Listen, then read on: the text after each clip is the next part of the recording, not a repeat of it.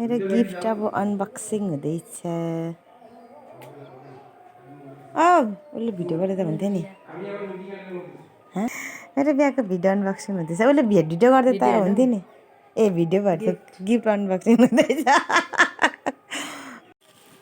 Unboxing गरेर फेरि मैले हायरमा मगाएको छु। अनबक्सिङ हुँदैछ। के ल्याएछ?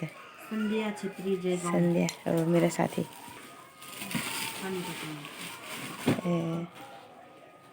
ए राम्रो खाले थियो। यो पनि राम्रो हो। यसको दाम छ।